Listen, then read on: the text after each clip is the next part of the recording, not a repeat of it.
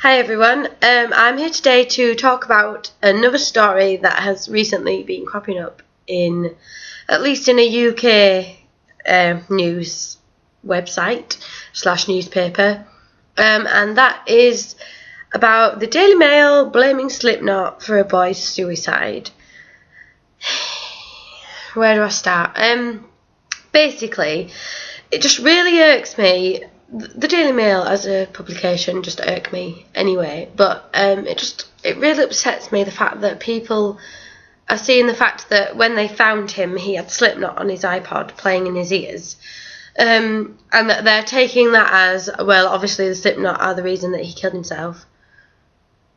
No, I think my personal view on this is Slipknot were the thing that made him feel like comforted and like better about himself, and he wanted his last moments to be something he enjoyed, so he listened to Slipknot. That's my view on it. But like the story that's going round at the moment from the Daily Mail, from a woman called, I've forgotten her name now, it was Hannah something or other, but whoever you are, you're a horrible person. And basically they just blamed Slipknot for everything. Everything is Slipknot's fault.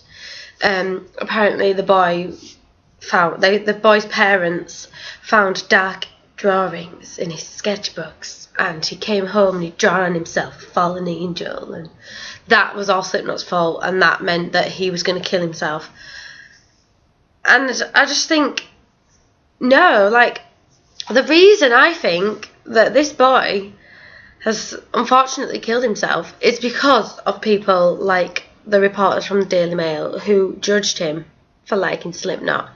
And his parents, I don't know how much of the stuff about his parents is true, but the way that the Daily Mail has like put his parents out there is that they were concerned that he was a Slipknot fan. And I just think, well, if that's true, then it's partly his parents' fault, because they didn't like support him in something that he was passionate about. Like, my parents always supported me with the bands that I wanted to listen to, and they were more than fine for me to wear their merchandise and buy their albums and listen to them all day long if I really wanted to. And I think that's a positive thing. And if these parents were judging him for listening to Slipknot, then no wonder he like was so dramatic about it, because if your parents don't even support you in what you're doing, how are you meant to like feel comfortable at home? Like, home is supposed to be where you can most definitely be yourself. And I just think, why does everything have to be pointed towards heavy metal and the Daily Mail? I look at you, and unfortunately a lot of people read you and seem to believe the crap that you say about heavy metal, and I think the reason why these horrible things happen is because of people like you. People who the people who judge people for liking video games and heavy metal, or, you know, just the people who just judge people for wanting to be something that's different and quirky, unusual. And I don't understand why.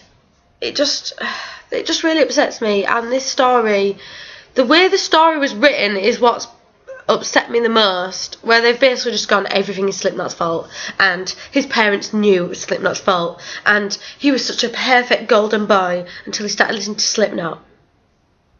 No, I bet that boy was listening to Slipknot before his parents even realised he was.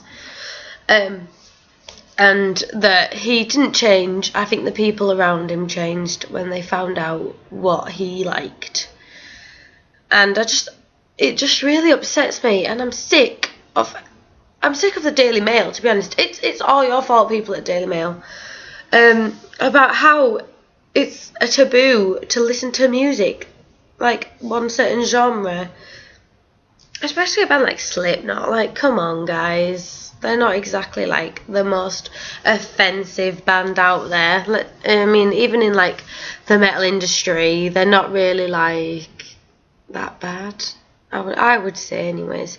But I feel like if that boy had had the right support from his friends and family, he wouldn't have done what he did. and I don't think we can blame it all on a band. And I hope that whoever this Hannah person is, I wish I could remember her last name, Hannah Miles, something like that. I hope that she actually looks at this story for what it actually is and realises what an idiot she was for writing that story the way she wrote it. And yeah, like, we shouldn't find something to blame when someone commits suicide. It should be someone, even if they're not like forcing the person into it. If someone's not getting enough support or love, they're going to end up doing this kind of thing. It's not because of Slipknot, it's not because of music, it's because of the people around them.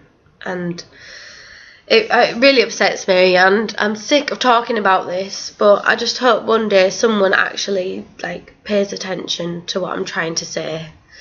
Thanks for listening, guys.